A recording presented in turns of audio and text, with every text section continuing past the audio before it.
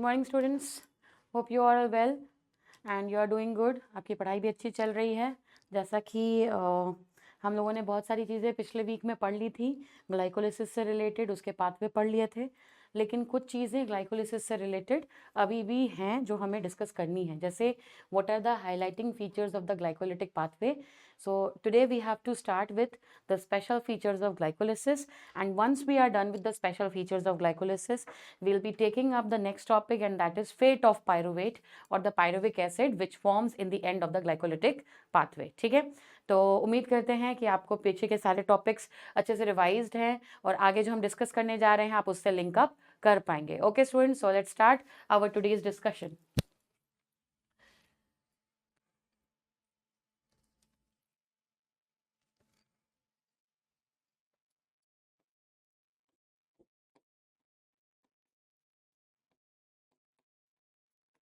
Special features of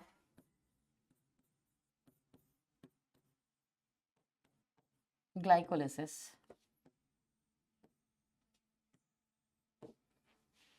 Special features of glycolysis.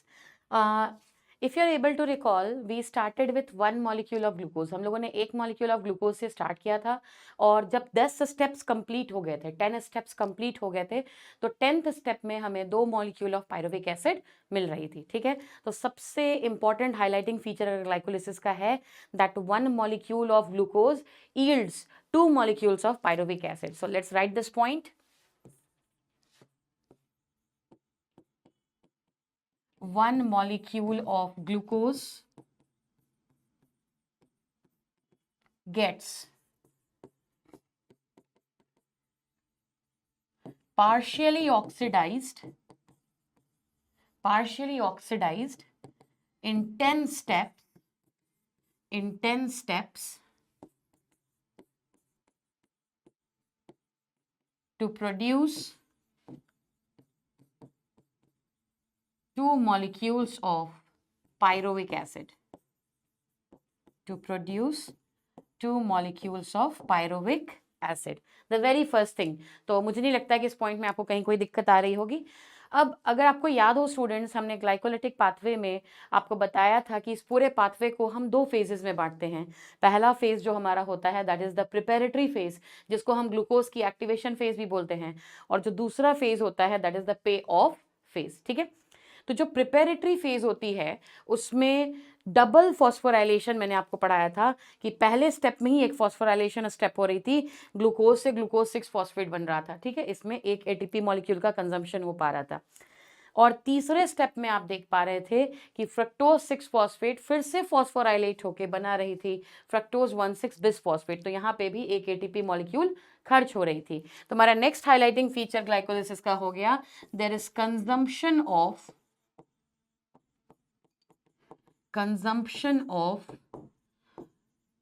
2 molecules of ATPs in double phosphorylation of glucose, to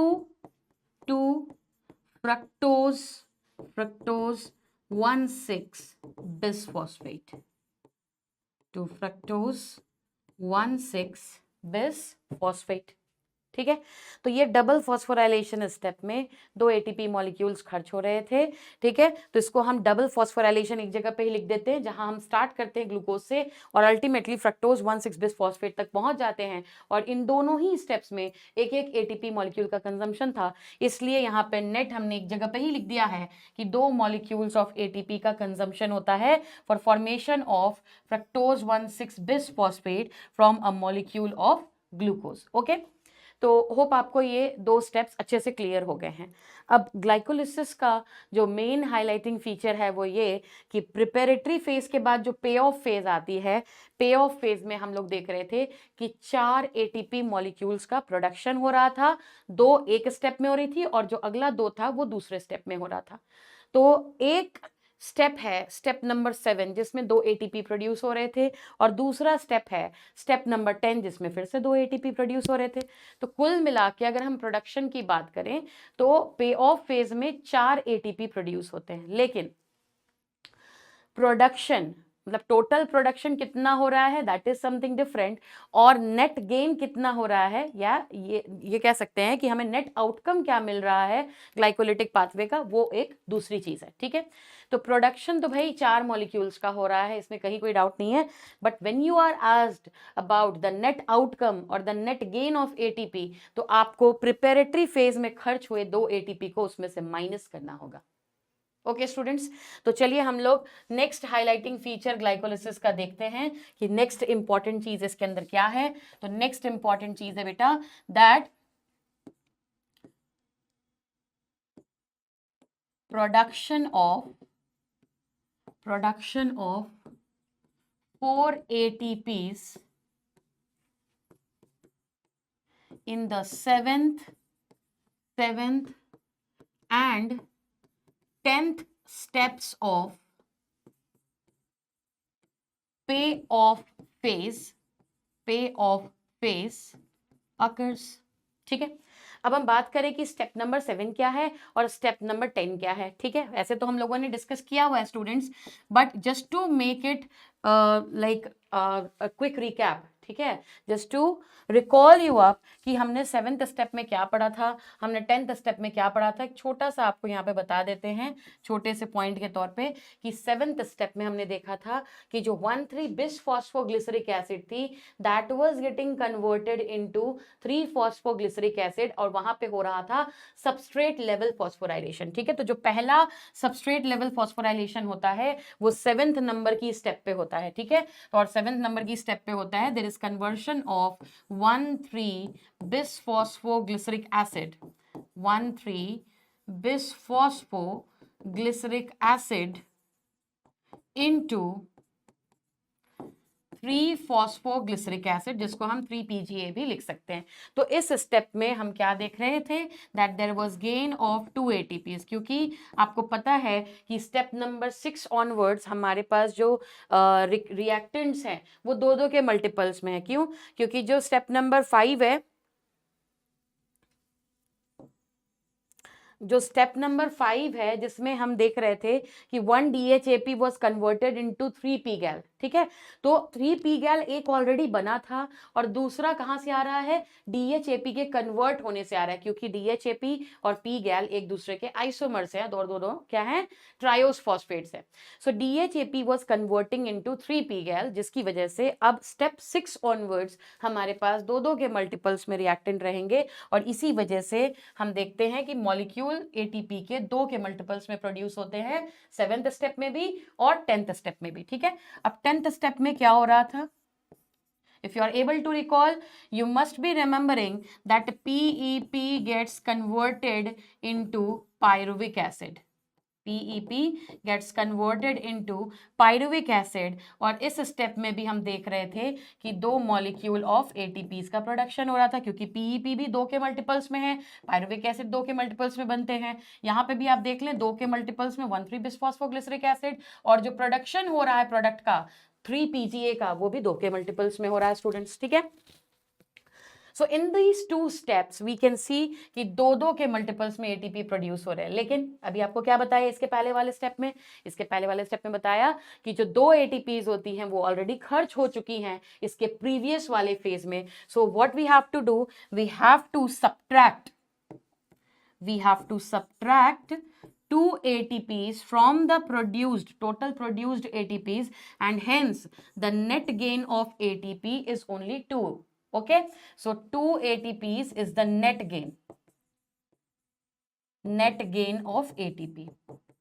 हमारा क्या है glycolysis का, सिर्फ 2 molecules. Okay students, now दूसरा important चीज जो यहाँ पे है एटीपी के अलावे कि 6th स्टेप में, ग्लाइकोलिसिस की 6th स्टेप में, जहाँ पे 3-फॉस्फोग्लिसरल्डिहाइड अपने आप को ऑक्सीडाइज कराती है इनटू 1,3-बिसफॉस्फोग्लिसरिक एसिड, इंटू 1,3 बिसफॉस्फोग्लिसरिक एसिड। उस स्टेप में 2 मॉलिक्यूल ऑफ NaDH का प्रोडक्शन हो रहा था। ठीक है स्टूडेंट्स, तो हम लोग नेक्स्ट यहाँ पे इंपॉर्टेंट चीज देख लें, that in the sixth step, in the sixth step, wherein 3-phosphoglyceraldehyde is getting oxidized into 1,3 बिसफॉस्फोग्लिसरिक acid, यही स्टेप था। अगर आपको याद है तो आप रिकॉल कर पा रहे होंगे कि इस वाली स्टेप में, स्टेप नंबर 6 में 3p गैल अपने आप को ऑक्सीडाइज कराती है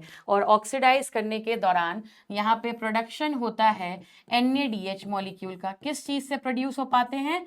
NAD+ से। अब आप देखिए, दिस इज NAD+। जब ये हाइड्रोजन इसको देगा NAD+ को, 3p गैल when it is donating its hydrogen to NAD+, तो आपको पता है कि donation of hydrogen means it is oxidation. So 3p गैल is getting oxidized and thereby it is reducing NAD+. तो हम ये लिख सकते हैं that NAD+ is getting reduced, और reduce होने के बाद ये बनाता है NADH molecule. And again same thing students कि सिक्स्थ स्टेप ऑनवर्ड्स आपको मैंने ऑलरेडी बताया है कि 2-2 के मल्टीपल्स में आपके पास रिएक्टेंट और प्रोडक्ट्स दोनों ही होंगे। तो जब ये रिएक्टेंट 2 हैं, प्रोडक्ट 2 हैं, तो NADH का भी प्रोडक्शन कितने के मल्टीपल्स में होगा? 2 के मल्टीपल्स में होगा। सो 2 इंपॉर्टेंट चीज आपको यहाँ पे बता दी, ATP के रेस्पेक्ट में और NADH के रेस्पेक्ट में। नेट गेन ATP का होता है 2 इन द ग्लाइकोलिटिक पाथवे, और NADH का भी प्रोडक्शन जो हमें दिखता है और जो हमें मिलता है, नेट गेन भी कह सकते हो यहाँ पे, तो that is NADH is 2 in number.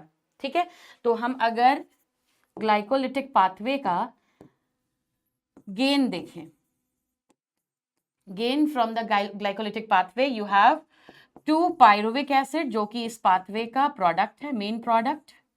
You have 2 molecules of ATPs and 2 molecules of NADH+H+।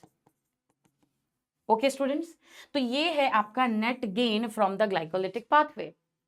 अब एक और इंपॉर्टेंट चीज यहां पे बताने जा रही हूं आपको कि ये जो NADH है, अभी तो ये आपको NADH दिख रहा है, लेकिन आगे जब टर्मिनल ऑक्सीडेशन की बारी आएगी, जब इन NADH को भी फाइनली ऑक्सीडाइज होना रहेगा via electron transport chain and oxidative phosphorylation, तो अल्टीमेटली जब ये ऑक्सीडाइज हो जाएंगे, रीऑक्सीडाइज कहो रादर, क्योंकि यहाँ पे ये ऑलरेडी ऑक्सीडाइज फॉर्म में है, हाइड्रोजन एक्सेप्ट करके ये क्या हुआ, अपने आप को रिड्यूस किया। लेकिन जब ये फिर से अपना हाइड्रोजन किसी को डोनेट कर देगा, सो ये फिर से किस चीज में कन्वर्ट होने वाला है बेटा? NAD+ में कन्वर्ट होने वाला है। So we can say that this is getting reoxidised, the coenzyme NAD is getting reoxidized। ठीक है, तो जब इस NADH को रीऑक्सीडाइज होना होगा, when it gets reoxidized during ETS, when it has to get reoxidized during ETS, which is coupled to oxidative phosphorylation। ये जो ETS होता है, इलेक्ट्रॉन ट्रांसपोर्ट सिस्टम, ये ऑक्सीडेटिव फॉस्फोराइलेशन से भी कपल्ड रहता है बेटा। ठीक है, तो ऑक्सीडेटिव फॉस्फोराइलेशन, अभी आप इतना समझें कि इस प्रोसेस के दौरान ATP की सिंथेसिस होगी। ओके, और ATP की सिंथेसिस के लिए यहाँ पे जो NADH अपने आप को ऑक्सीडाइज कर रहा है, इट मींस साइमल्टेनियसली कोई रिड्यूस हो रहा होगा, क्योंकि यहाँ पे रिडॉक्स रिएक्शन चल रहा है। ठीक है, तो इस रिडॉक्स रिएक्शन के कारण, ऑक्सीडेशन रिडक्शन के कारण जो एनर्जी मिलेगी, उसी एनर्जी के इस्तेमाल से क्या होगा? ATP का सिंथेसिस होगा। तो हियर यू कैन अंडरस्टैंड कि जब ये NADH अपने आप को ETS और ऑक्सीडेटिव फॉस्फोराइलेशन के थ्रू फर्दर प्रोसेस करवाएगा, तो एक NADH जब अपने आप को ऑक्सीडाइज कराता है, तो उससे निकलती है 3 ATPs, उससे निकलती है 3 ATPs। लेकिन हमारे पास ग्लाइकोलिसिस के एज द रिजल्ट क्या प्रेजेंट है? हमारे पास 2 NADH प्रेजेंट है। तो जब ये दोनों ही NADH अपने आप को ETS और ऑक्सीडेटिव फॉस्फोराइलेशन में प्रोसेस कराएंगे further, so you will have total production of 6 ATPs।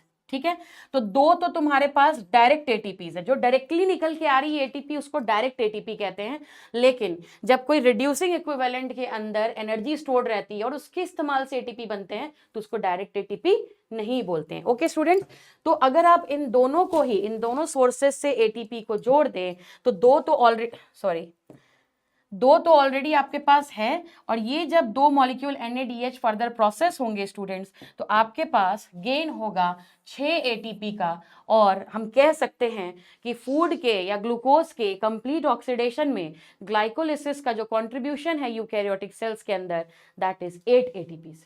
ठीक है, क्योंकि आप देखिए कि ये 6 ATPs तो NADH के सोर्स से आ रही है और 2 आपको डायरेक्ट सोर्स से मिल गई। So when you add 6 + 2 you will get total number of 8 ATPs from the glycolytic pathway.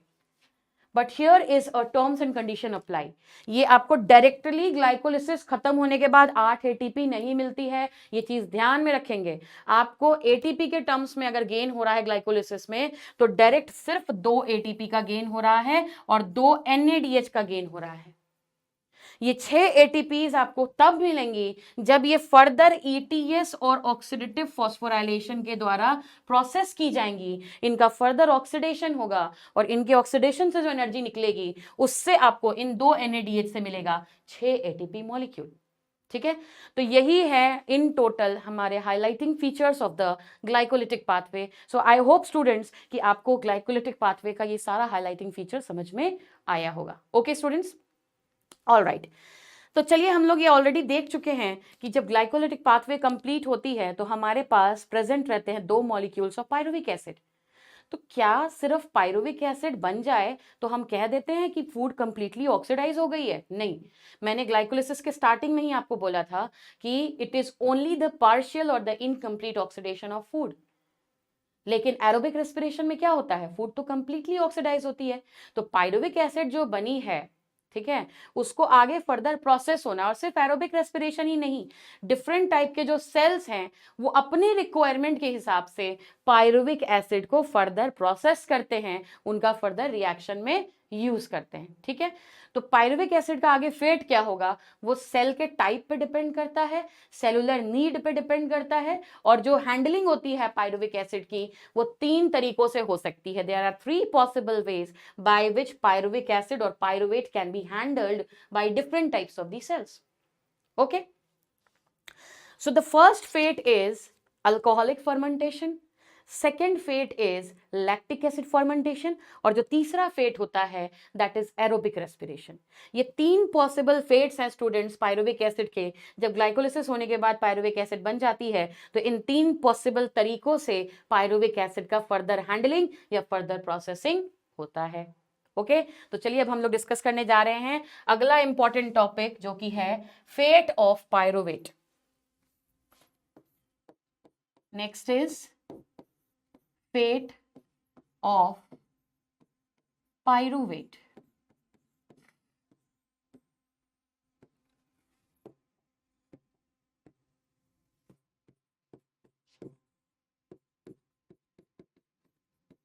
Pyruvic acid formed in the end of glycolysis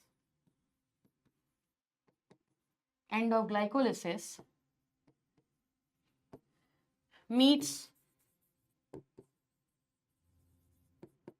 different types of fates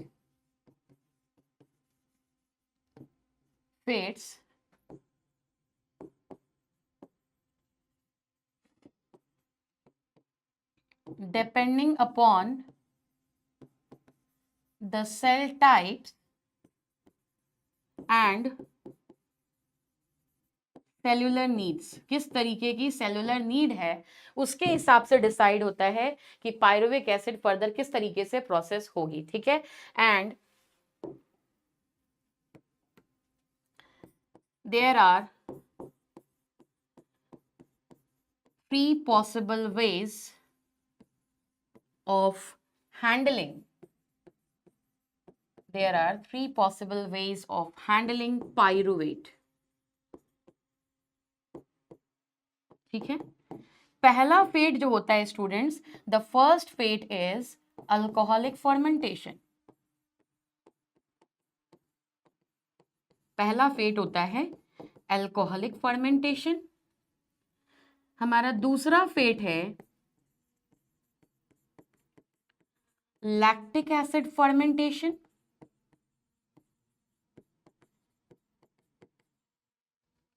and तीसरा fate जो है pyruvate का, that is aerobic respiration.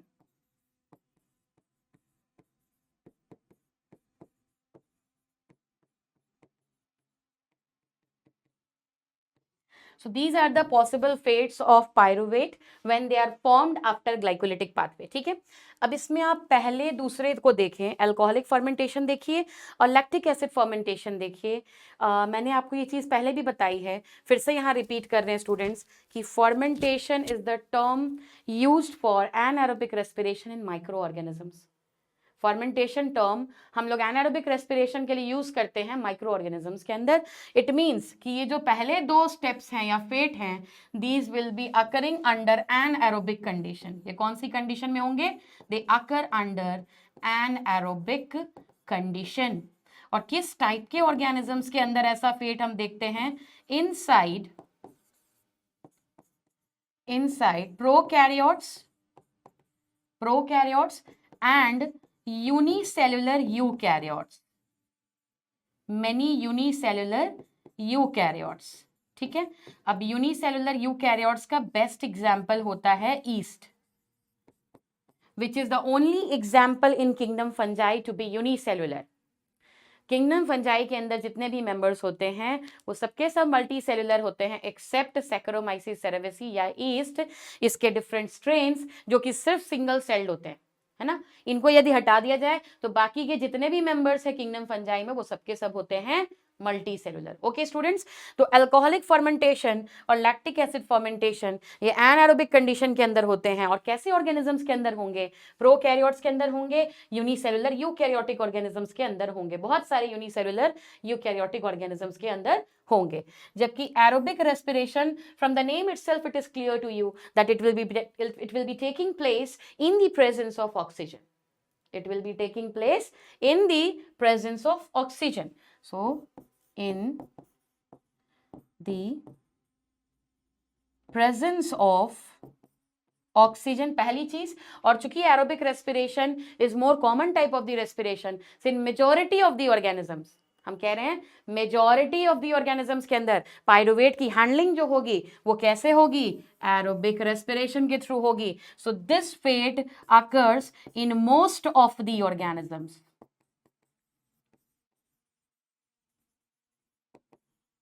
Most of the organisms. ठीक है बेटा. तो ये तीन पॉसिबल फेट्स हैं. अब आपको इन तीनों के बारे में पढ़ना है कि क्या क्या इनके पॉसिबल फेट्स हैं, कैसे पायरुविक एसिड की हैंडलिंग होती है, कैसे इसकी फर्दर प्रोसेसिंग होती है. All right, next.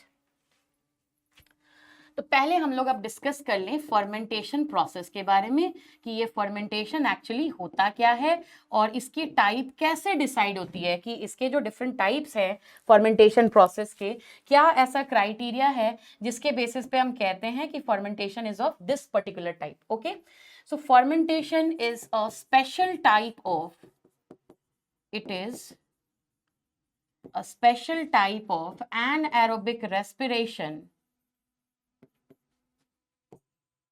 anaerobic respiration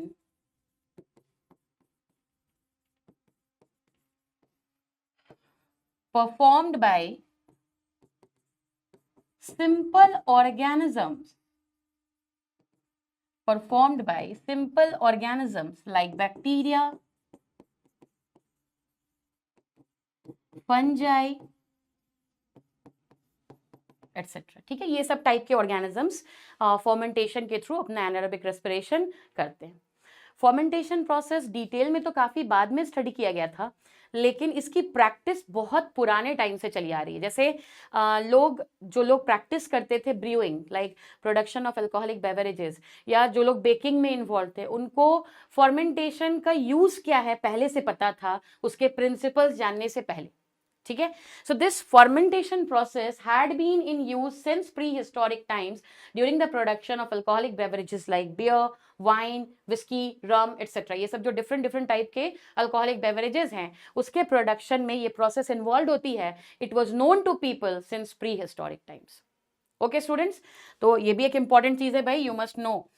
so it had been in practice since prehistoric times, during production of alcoholic beverages, like beer, wine, etc. Okay, there are several different types of the alcoholic beverages. It would be better that you don't know much about it. Lekin since it is in your syllabus, you must know only the names. All right, students. So ये fermentation process जो है, इसका use काफी पुराने time से किया जा रहा था in the production of different alcoholic beverages. अब credit कि किसने पहली बार discover किया भाई fermentation process को, किसने सबसे पहले इसके बारे में बताया? So it was a scientist whose name was Gay-Lussac. Gay-Lussac, ठीक है? He was first to discover fermentation process.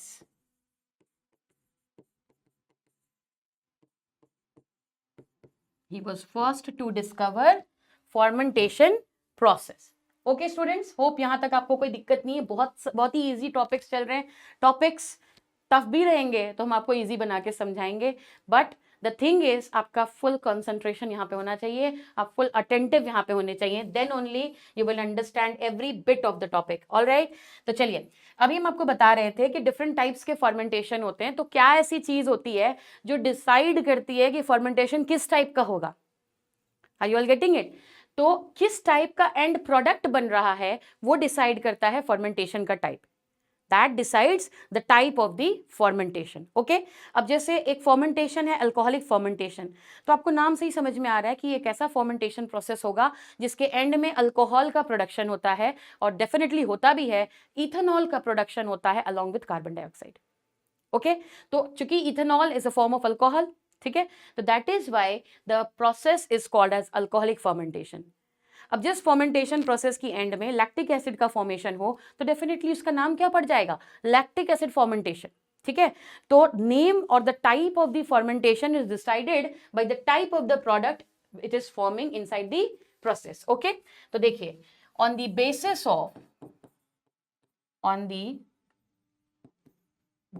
Of type of product, on the basis of type of product formed,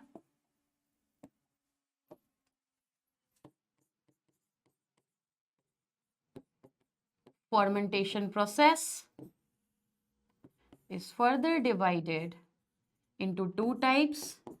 One is alcoholic fermentation and the other is lactic acid fermentation.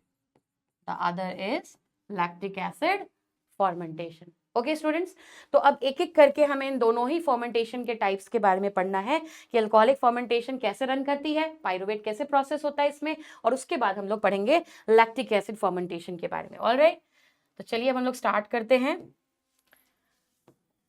पहला variant of fermentation and that is alcoholic fermentation.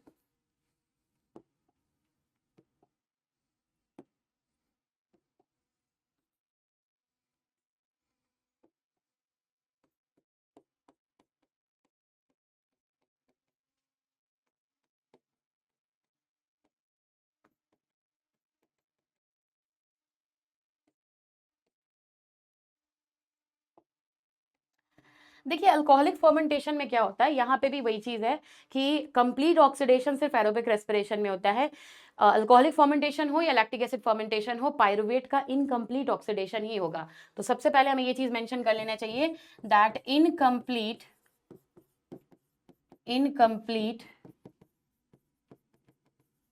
Oxidation of pyruvate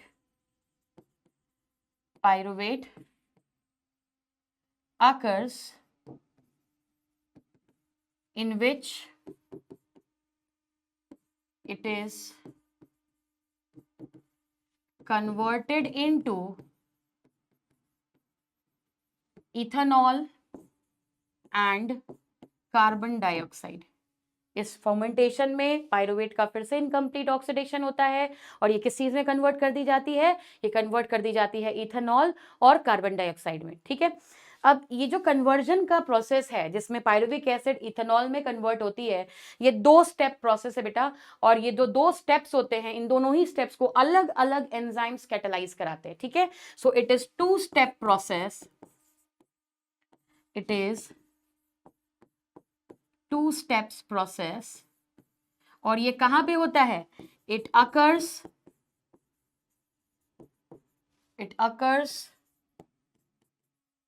in the organisms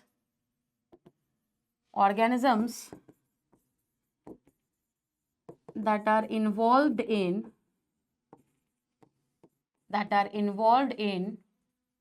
processes like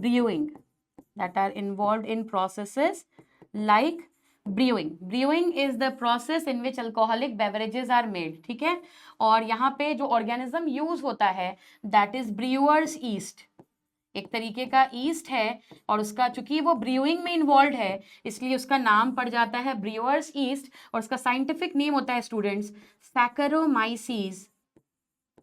Saccharomyces cerevisiae। This is the scientific name of brewers yeast. ठीक है, so what I said here कि ये जो pyruvic acid का conversion है alcohol में या ethanol में, ये 2 स्टेप में होता है। ठीक है, 2 स्टेप्स में ये अकम्प्लिश किया जाता है। तो चलिए हम लोग देखते हैं कि पहली स्टेप में क्या हो रहा है। So the first step of alcoholic fermentation,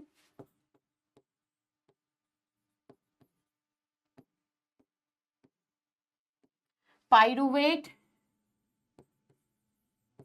gets converted into acetaldehyde and carbon dioxide. ये है पहले रिएक्शन का फेट या पहले स्टेप का फेट। ठीक है, such as you have 2CH3COCOOH, ये है 2 molecule of pyruvic acid. This is 2 molecules of pyruvic acid जिसको कन्वर्ट होना है 2 molecules of CH3CHO which is acetaldehyde. ये क्या है बेटा, एसिटल्डिहाइड, और इसी स्टेप में बनते हैं 2 मॉलिक्यूल्स ऑफ कार्बन डाइऑक्साइड। तो कार्बन डाइऑक्साइड देखिए पहली स्टेप में रिलीज हो जा रहा है, and this step is catalysed by the enzyme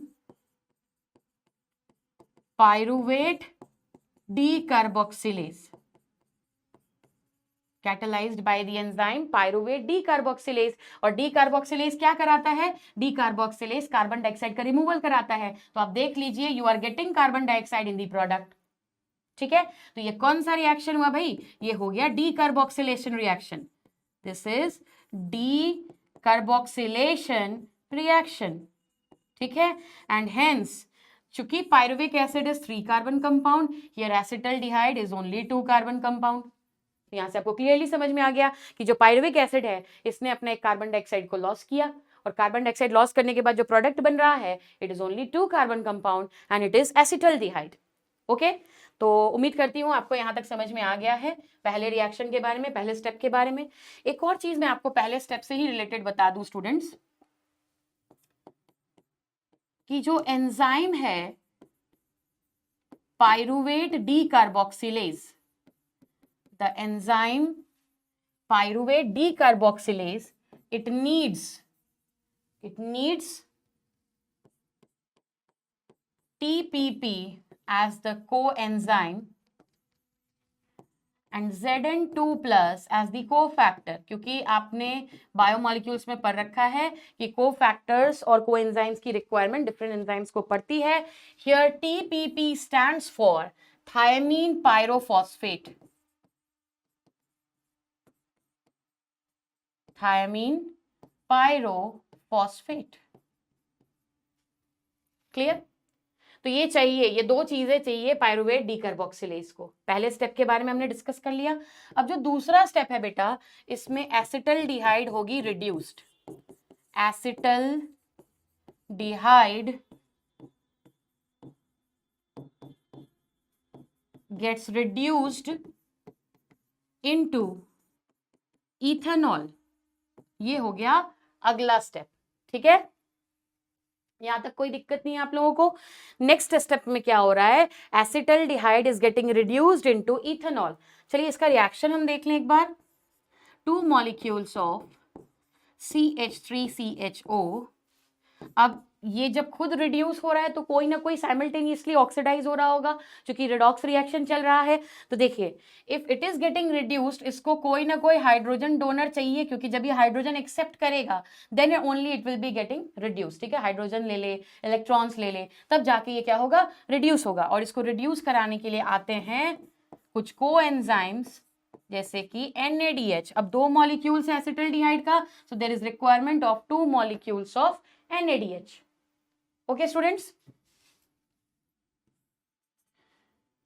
2 molecules of NADH plus H plus, इस तरीके से हम लिखते हैं। ओके, तो जब ये रिड्यूस हो रहा है, there is production of 2 molecules of ethanol C2H5OH। And जब ये एंटाइटी रिड्यूस हो, इसको रिड्यूस करा के खुद ऑक्सीडाइज हो रही है, तो आपको वो भी प्रोडक्ट एंड में लिखना होगा, that it gets converted into 2 molecules of NAD plus. Nicotinamide adenine dinucleotide खुद ऑक्सीडाइज हो गई and it got converted into 2 molecules of NAD plus. Am I clear students? Hope आपको यहाँ पे अच्छे से ये सारी चीजें समझ में आ गई। तो आपने पहली स्टेप में क्या देखा था कि एसिटल्डिहाइड के साथ क्या निकल रही थी, कार्बन डाइऑक्साइड। तो ये एज सच प्रोडक्ट में रह गई, इसका फर्दर मेटाबोलाइजेशन हो गया and it got converted in the second step into ethanol. तो हमारा नेट प्रोडक्ट क्या है अल्कोहलिक फर्मेंटेशन का, इथेनॉल है और कार्बन डाइऑक्साइड है। ठीक है, तो अल्कोहलिक फर्मेंटेशन के एंड में जो हमें प्रोडक्ट्स मिलते हैं students, the products are ethanol plus carbon dioxide. Ethanol plus carbon dioxide, ये हमारे 2 प्रोडक्ट्स हैं जो कि अल्कोहलिक फर्मेंटेशन के एंड में बनते हैं। क्लियर? अब दूसरा फर्मेंटेशन प्रोसेस है that is lactic acid fermentation. उसके बारे में भी हम लोग थोड़ा सा जान लें कि ये किस टाइप का फर्मेंटेशन प्रोसेस है। So second process is lactic acid fermentation. Lactic acid fermentation, इस प्रोसेस में क्या होगा बेटा, जो पाइरुविक एसिड होती है वो अपने आप को रिड्यूस कराती है इनटू लैक्टिक एसिड। ठीक है, और ये प्रोसेस है कुछ लैक्टिक एसिड प्रोड्यूसिंग बैक्टीरिया के अंदर रन करते हैं, जैसे कि लैक्टोबैसिलस लैक्टाई। ठीक है, और सिर्फ इतना ही नहीं, जब इवन हम लोग भी विगरस एक्सरसाइज कर लेते हैं तो due to continuous exercise movements हमारे सेल्स के अंदर एक एनारोबिक कंडीशन क्रिएट हो जाती है, ऑक्सीजन की स्कैर्सिटी डेवलप हो जाती है, जिसके कारण हमारे मसल सेल्स के अंदर भी लैक्टिक एसिड का प्रोडक्शन होने लगता है।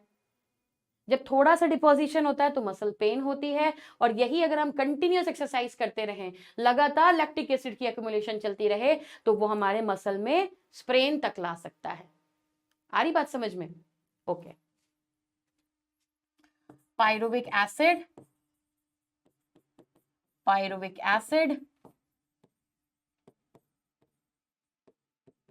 gets reduced into it gets converted into lactic acid by lactic acid producing bacteria. Lactic acid producing bacteria such as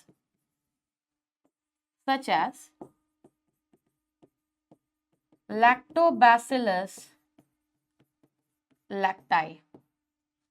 ठीक है, और इस प्रोसेस में क्या हो रहा है, रिएक्शन इसका देख लो, 2 molecules of pyruvic acid, so it is CH3COOH। ठीक है, ये हो गया पाइरुविक एसिड। ठीक है, इसका होना है रिडक्शन, तो इसमें भी जो रिड्यूसिंग एजेंट होगा दैट वुड बी NADH। सो 2 molecules of NADH are required. Okay students, and now it is getting reduced, तो रिड्यूस होके ये बनता है lactic acid. So 2 molecules of CH3CHOH, this is the chemical formula for lactic acid.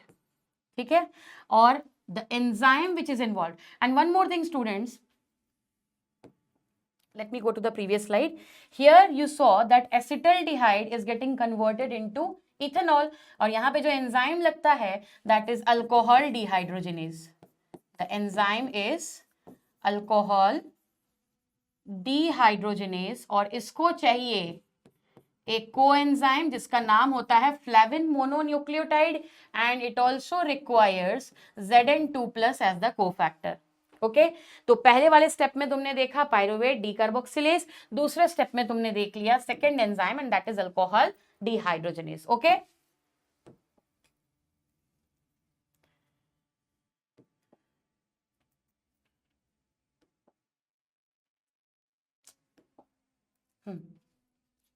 fine. So here there is production of 2 molecules of lactic acid in the presence of the enzyme lactate dehydrogenase.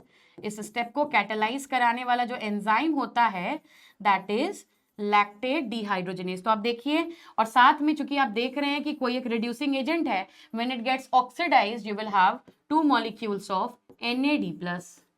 You will have 2 molecules of NAD+. ठीक है, और दूसरा जो अभी आपको मैंने condition बताया है कि लैक्टिक एसिड और कब प्रोड्यूस हो सकती है, तो दैट इज सेकेंड हो गया. एक तो मैंने आपको बताया that lactic acid producing bacteria इसको प्रोड्यूस करते हैं. दूसरा है during vigorous exercise. During vigorous exercise जब एक एनएरोबिक कंडीशन क्रिएट हो जाती है, anaerobic condition in muscle cells, ठीक है, और उस दौरान लैक्टिक एसिड का एक्यूमुलेशन होने लगता है.